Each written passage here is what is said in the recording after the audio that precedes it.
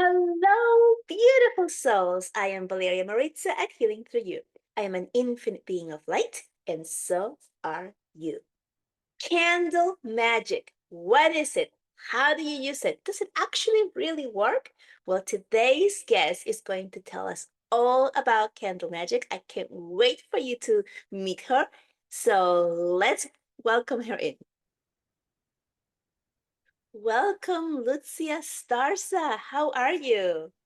I'm good. I'm good. Thank you very much for having me on your podcast. I am so excited to have you here and talk all about candle magic. I'm really excited about this because I haven't really delved into that realm. So, why don't you start us a little bit by telling us how maybe your childhood was? Was this in your life when you were growing up already? Yes, I mean, I would say that I have always really loved candles. And in my book on candle magic, I right at the very beginning, I mentioned that right at the very, very start of the book. And I first talk about blowing out birthday cake candles and making a wish, which I think a lot of us have done. And we every year there's an extra candle on the cake, the right number for our years, and we make a wish. And we people say you should make your wish, but you should keep it secret. You should keep it secret if you want it to come true. And What's that? Do so you I know why think, that is? Do you have some insights on why we should keep our wishes secret? well, um, it helps not to dissipate the energy. So I think that can be there. I mean, there are many ways that if people make a wish, they can just dissipate the energy, and so it doesn't work as well as it might otherwise do. And I think that if you talk about it too much, or if you even if you just keep fretting about it too much, you will dissipate the energy. And I think it's best just to cast the wish and just allow that wish to go into the universe and for your wish to come true. Yeah, actually, I have noticed things like that. Like, not with the birthday, but like if you have an idea or if I have an idea and then you tell people, I don't know, for some reason Mm. it falls flat after that. Has anyone else out there like let us know? Have you had that experience where you share your ideas, your thought, what you wanted to do, and then it just deflates? Yeah, I mean, I've heard people say that kind of those little ideas when you first get them and they're so wonderful, they're like a little tiny seed, and you plant it, but you've got to nurture it. You've really got to nurture it. And I think sometimes if you share your ideas with other people too soon before they've grown into a lovely big flower, um, other people can be a bit scornful about them and they can pick holes in them, and you think, perhaps it wasn't such a good idea after all. And you should that shouldn't you should allow your idea to like come out to be the brilliant thing you want it to be. Awesome. Okay, so like you said, you were talking about like birthday wishes. What else? Well, another thing, you wouldn't do this nowadays, but when I'm quite old, I'm 65, so I'm old. Um, when I was a little child, I had a little birthday cake, no, a little nightlight candle in my bedroom at night. And the idea was that having a light in the room would kind of keep the nightmares at bay. And nowadays, you'd have an electric light, much safer. You shouldn't put a lit light into a child's bedroom. But I think that really felt like the candlelight was shedding a kind of a light, a circle of protection, a light of protection to sort of keep the things that children fear at bay, and nightmares. I mean, I think like a lot of children, I did have nightmares, and it was very helpful to have a little light there. So it felt that there was something protective about the candlelight. And the other is my father was Catholic, and in the local church there was a lovely rack of candles where people could light candles underneath the statue of the Madonna and the baby Jesus. And it was probably my favorite part of the church. And I mean, I'm a I'm now a pagan, I'm a Wiccan, but I still feel that there's that same divine feminine power there. And to me, lighting a candle and asking for help of the divine feminine, or from other deities or whatever that you might honor, it's really powerful. It is a really powerful thing, and it's one thing that I often say is that there is not really a great deal of reason for us in the modern world to use candles anymore. I mean, we might if there's a power cut, but even then we can use torches. We have electric lights that are really much safer and more practical than candles, but we don't. We use candles. I mean, they're really popular. You go into any supermarket and you will find a lot of lovely candles there. And we buy them because they have this power to change the atmosphere in our room. They turn a meal into a romantic dinner. If you've got candles on the table, you put candles in your bathroom to turn it into a spa. Um, you use candles for all sorts of things. You know, on a winter's evening, we might not have real burning fires in our homes. I mean, I live in London, where you're not really supposed to have that coal fires and things like that anymore. Um, but a candle can give you that glowing flame, and there's something, I think it really harks back to our distant ancestors, who, for them, fire was the means of protection, the means of comfort, the means of cooking the food. It was just so vital for life. And so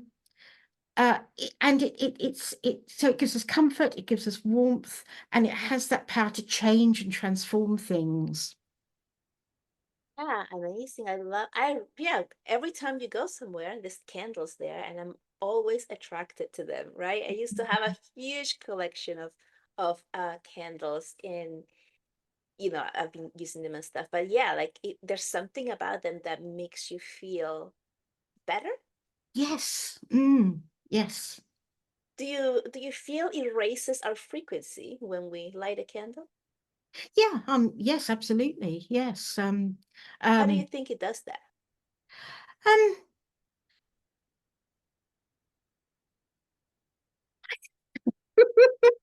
I'll have to think about that. I mean, I'll be honest with you. As a Wiccan, the concept of raising the frequency isn't really something really inherent within Wicca, although it's something that I understand it's something which is an aspect of personal development, of raising of helping with raising the mood, and of contacting the divine both within us and without. But it's not really, I probably don't use that phrase, but I would say that a candle, in terms of the ways that I would think of it, a candle is certainly a time-honored way of connecting with the divine. You will light a candle, and the hot air will rise from the candle, the light will rise from the candle, and your wishes and your prayers will rise up and can be an offering, much the same as incense, or burning some incense or something like that is an offering, and helps uh, and can help with a connection with the divine. I think it generally just cheers you up. I think that the light is a very cheerful thing, and it cheers you up. And I think that it's a good focus for meditation and contemplation. So lighting a candle as part of a meditative practice or a contemplative practice um, can be it can be a very useful part of that. I will often meditate on a candle flame. So I think it can really help with any kind of spiritual practice in that sense. So from my perspective, just so I can understand better, because when you were saying, like, you light the candle and it kind of like brings that wish up, Mm. do you feel that maybe it's like, I don't know, like for I know it's different languages, but like could it be kind of like opening a portal into the next realm, connecting this 3D to the It can unseen?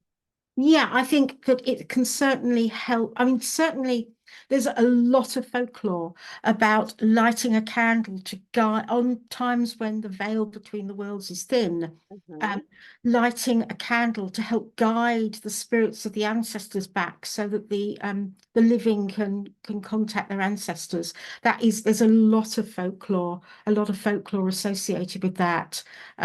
So absolutely, it's a and yes, spirits are often are attracted by candle flames. Um, um, Obviously, and that can be mischievous spirits as well as the ones you want. So, I mean, I generally speaking, before I'm doing any magic or any kind of certainly anything to try and contact the ancestors, I will always cast a circle. And I actually use a candlelight to cast a circle very often.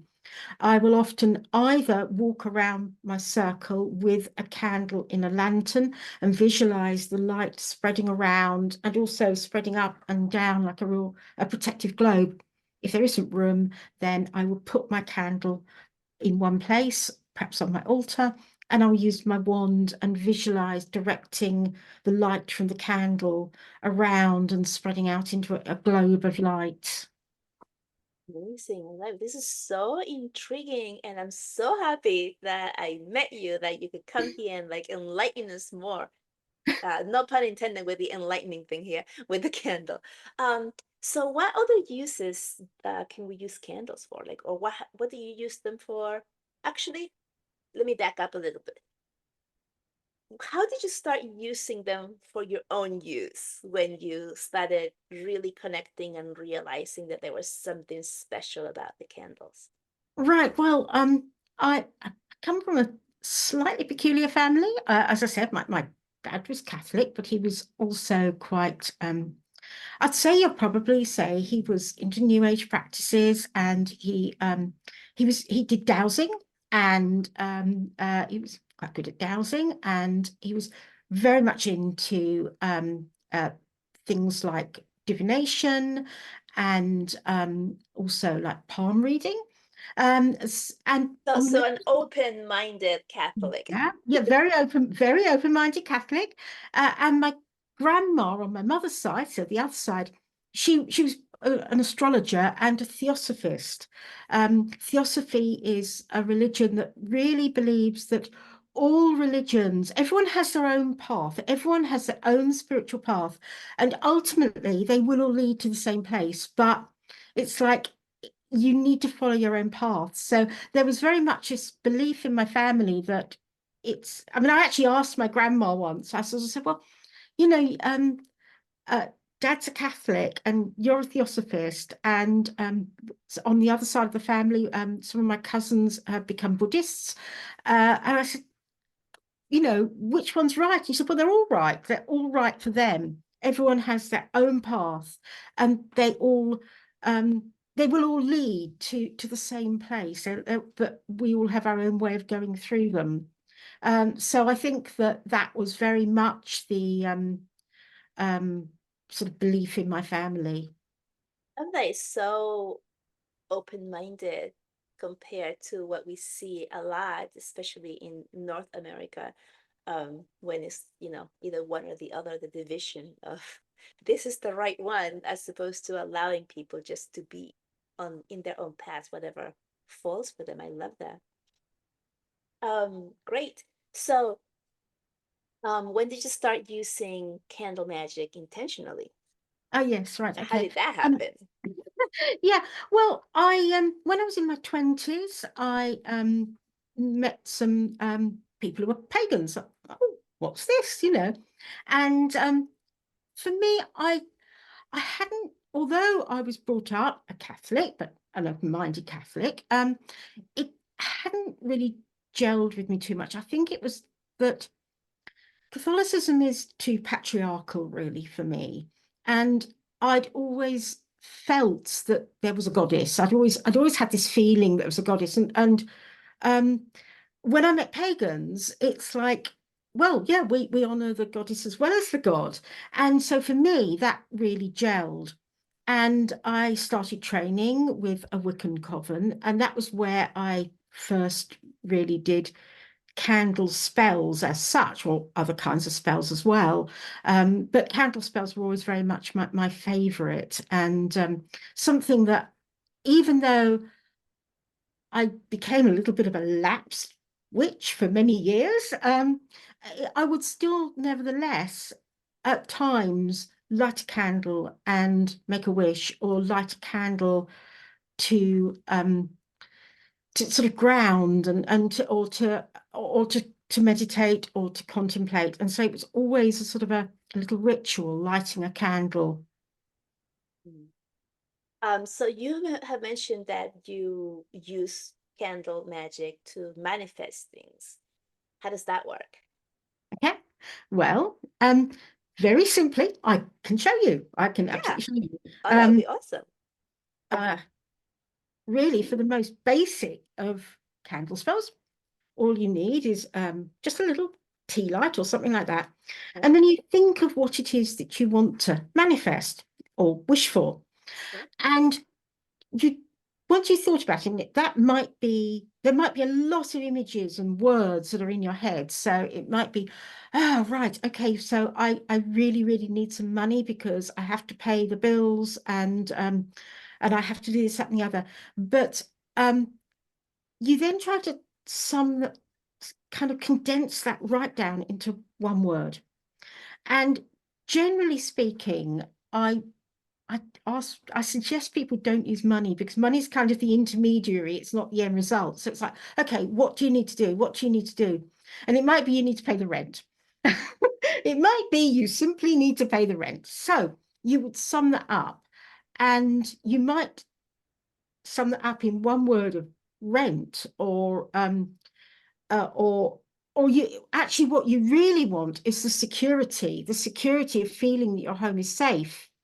And so actually, the word you would sum it up as is security. So you try to really drill down to what it is you really want, what it is you really Want to want in your feel. heart, what it is, yes, what you Okay. feel.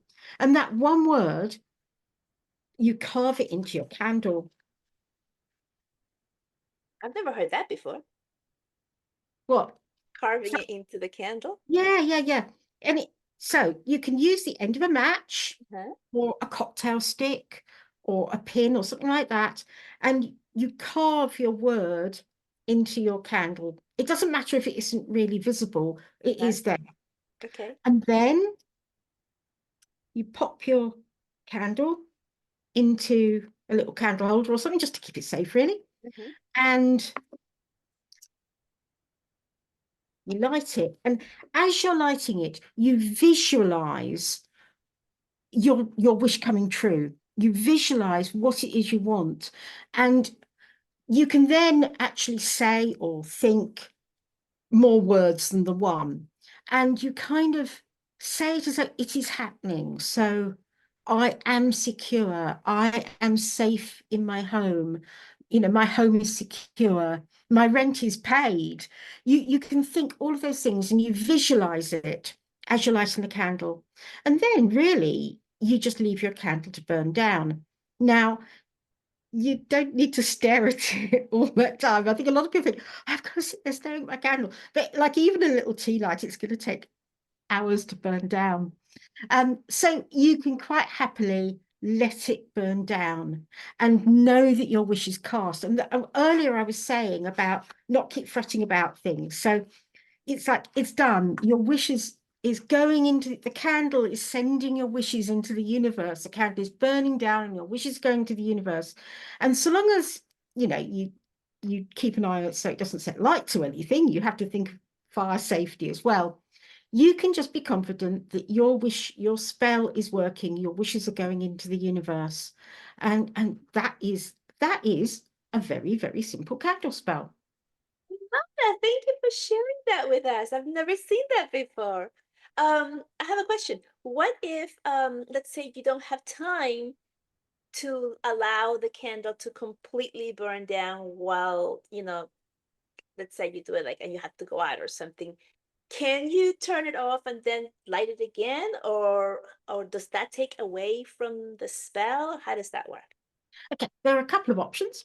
You could use a smaller candle. So you could use a birthday cake candle. They only take about 10 Okay. minutes to burn down. So yeah, you could use a smaller candle. A lot of people buy what's called spell candles, and they're kind of like little pillar candles, but they're very tiny. They're sometimes also called chime candles. You sometimes see them on those Christmas ornaments where the little angels go round with the candles underneath them. They take about an hour to an hour and a half to burn down, so that is quicker.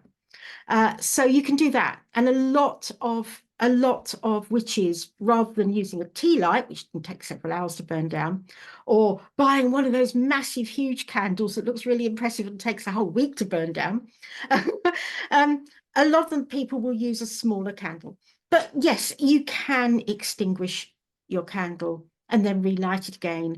And I would say it's always safer to, and people recommend snuffing the candle out. So getting a candle snuffer and snuffing it out, it's safer. And it's kind of, you're just halting it. You're halting it, and then you will relight it later. And when you relight it again, you can visualize again and say a few more words as you light it again. I had seen one person show how they did manifestation with a candle, and it was a big candle. So but they were like, you use this every day until it burns down. Yeah, And you can do that. That is that is kind of good for if you want something as an almost permanent, ongoing manifestation. So if you always want to attract love and peace to your home, then getting a great big pillar candle that you um, enchant for attracting love and peace to your home, then that is perfect with a great big pillar candle. So yes, I think if you're doing like a one-off spell, really. So for example, if someone's unwell and they've asked you to send them healing wishes, then you might light a small candle. But if it's general for general good health all the time, then you might use a great big candle in a great big candle holder. oh, okay, that's a really great explanation. Um, can anyone do this, or do you have to have some type of training or be a part of something, or can just anyone do it? Anyone, yeah, anyone can do it. Yeah, anyone can do it. I mean, I think that a lot of people make wishes. I don't really know what it's like in America, but in England, as I said, I've mentioned birthday cake wishes. People will throw a coin into a wishing well and make a wish. People will wish on a star when they see the first star of the evening.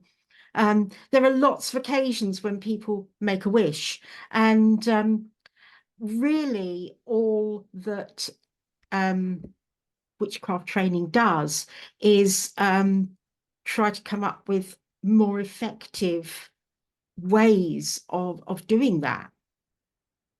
Right, right.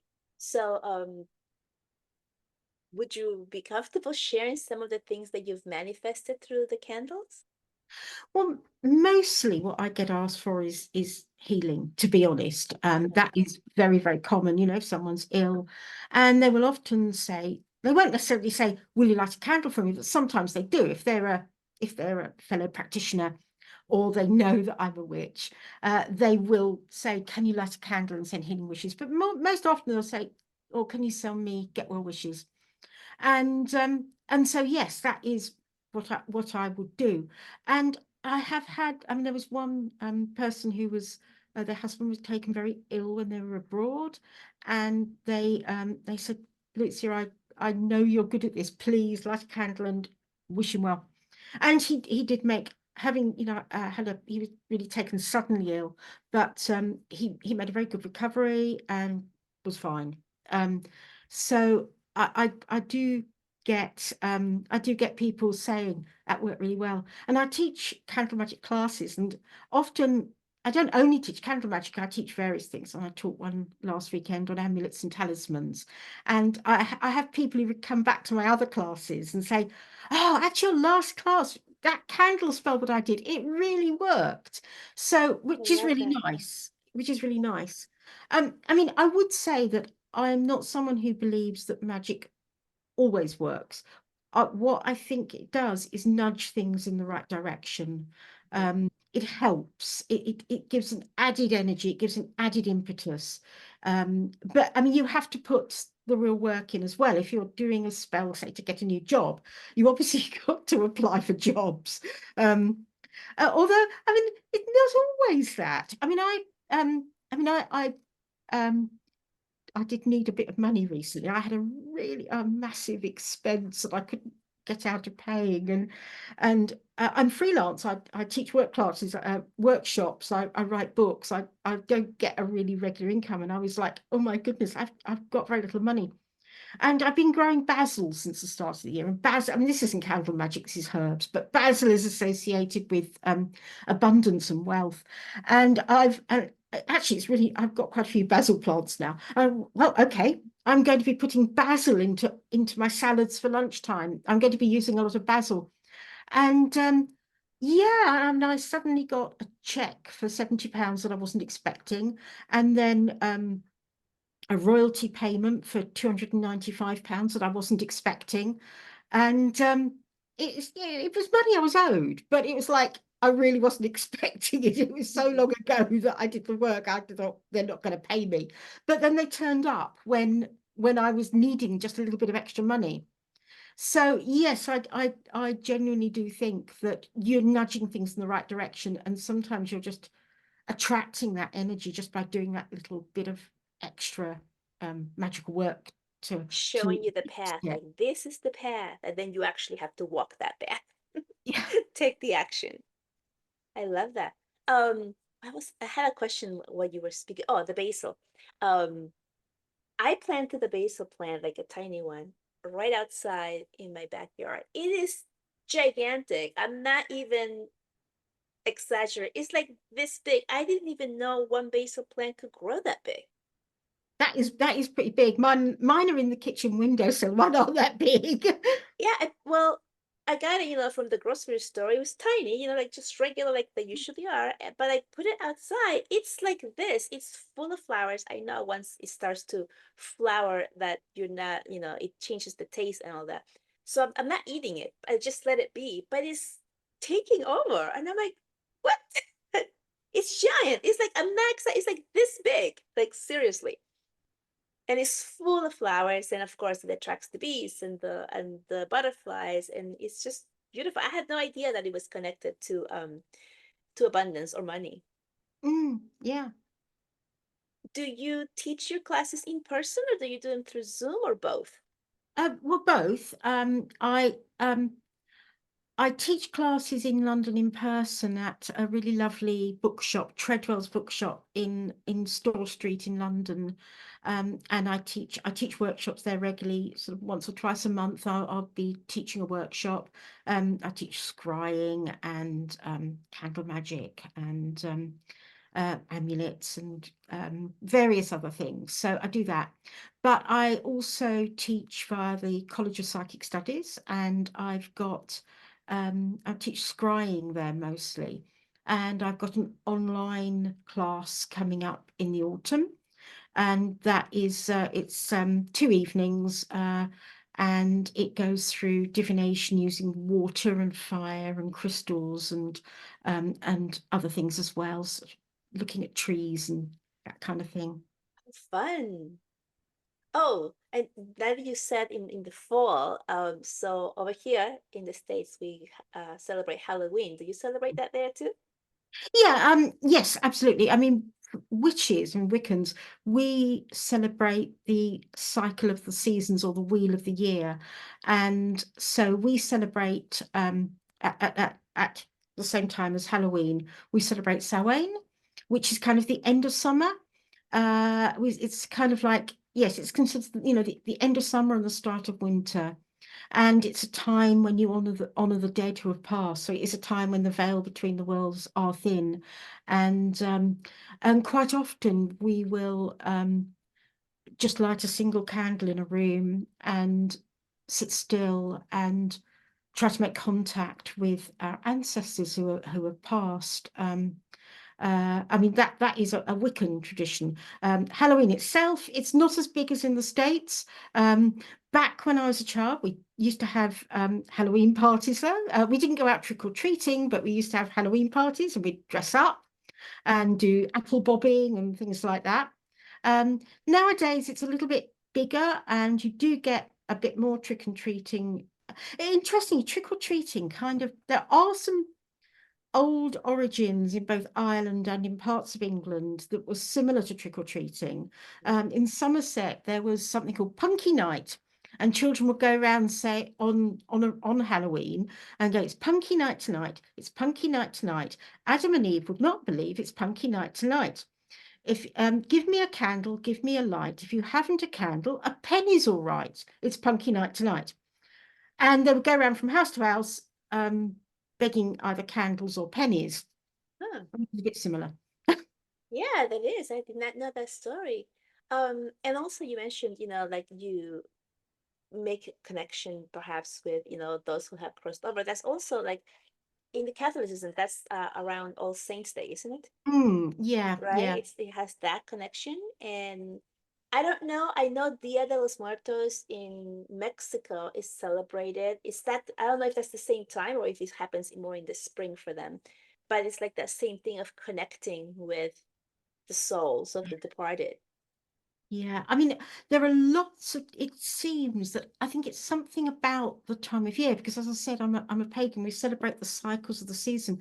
And at that time of year, when the plants are dying back and it's kind of, it, and you've got like the mist in the air and I think it's that time when it just feels right to have a celebration of death, which is an aspect of life. I mean, I think in our modern world, quite often death is seen as it's a big taboo. It's like we don't want to think about it, and obviously, it can be scary. It can be scary, but it's necessary. You plants have to die back because they rot and fertilize the earth so that new plants can rise again. It has to happen. Even for humans, obviously we mourn our loved ones who have gone, but sometimes, if when people are old and maybe they're suffering, it is a gentle kindness and a release to move on into the next stage, whatever you believe the afterlife is. I mean, people who report near-death experiences, none of them seem to say that it was horrible. Most of them Exactly. seem to say that it was peaceful. It was And it was loving and beautiful, and they don't want to come back. yeah.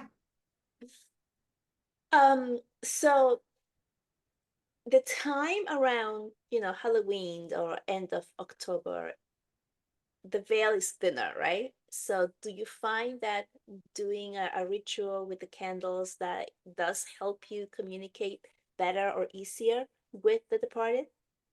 Yeah, yes, I would say so. I mean, I do feel a connection with some of my ancestors. Mhm. Um, uh,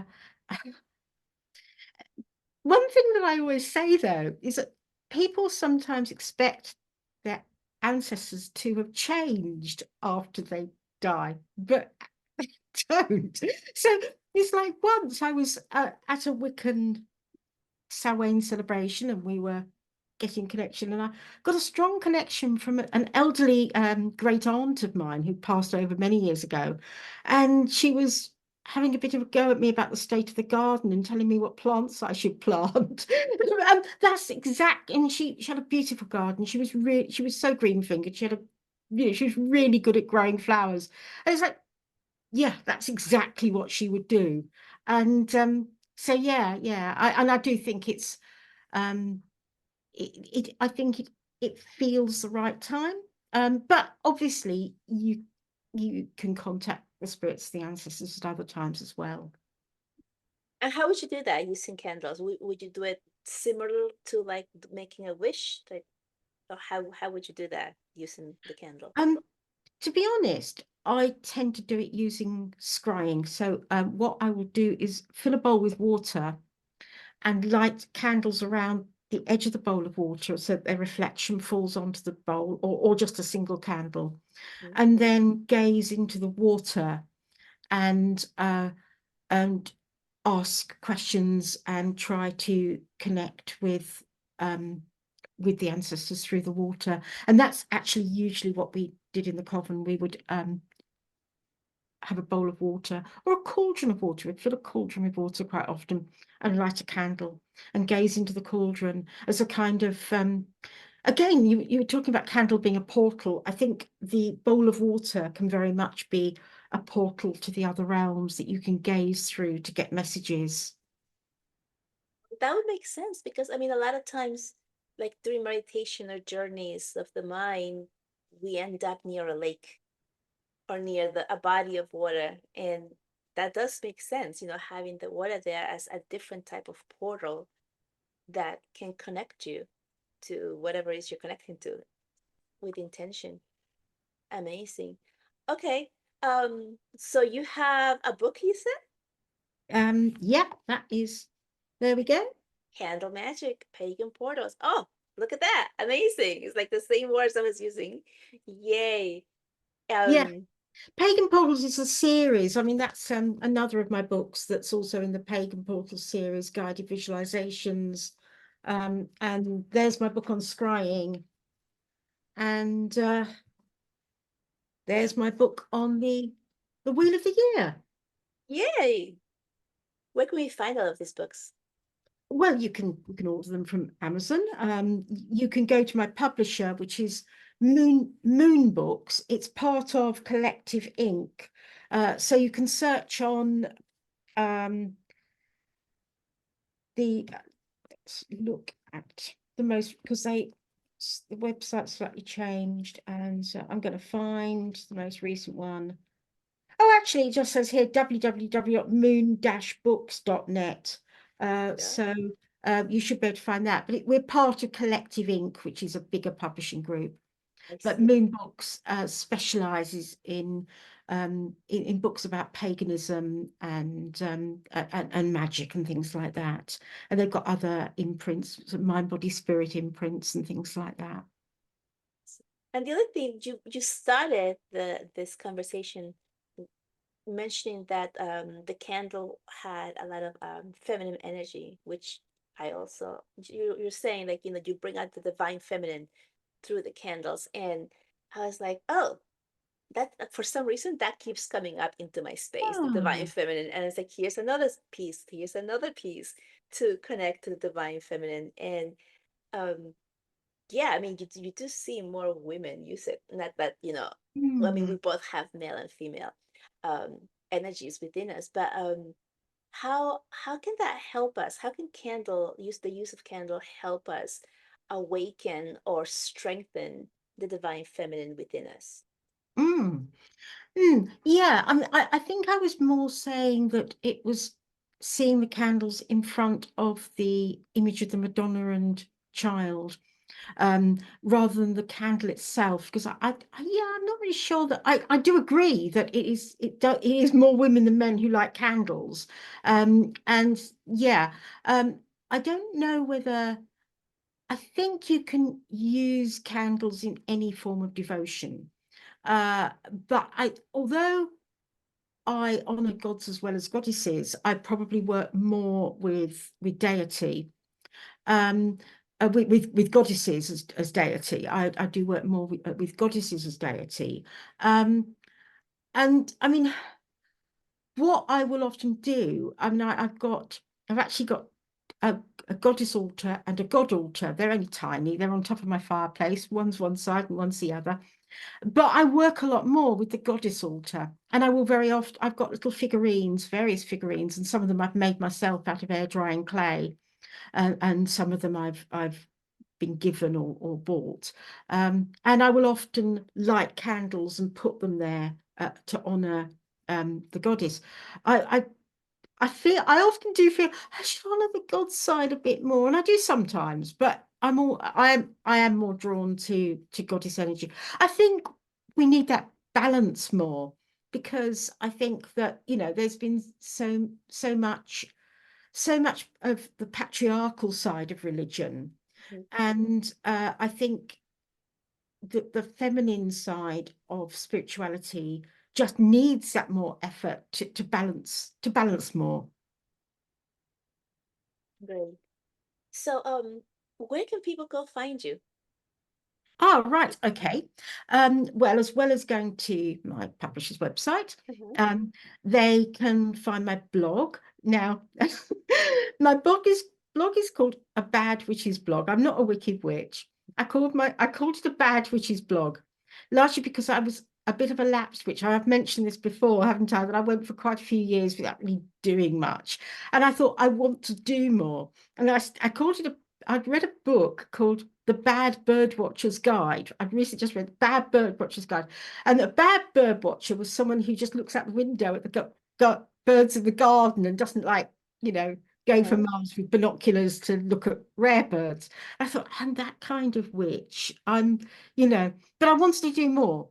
I'm bad in the sense that I was a bit lapsed and hadn't done much Uh-huh. recently. It's a great But that was name. a long It's while ago. That was a long while ago. That was about 17 years ago. So it's absolutely worked since I started my blog uh-huh. and started reading more books about paganism, visiting pagan sites, and then wrote all these books, which kind of came out of the blog, and then started teaching workshops. And I often say to myself, it's like, wow, I just started a blog and all this has happened. How did I become an author? I mean, my book on candle magic is a bestseller apparently. It's like, how did this happen? How does How it did get this any better than happen?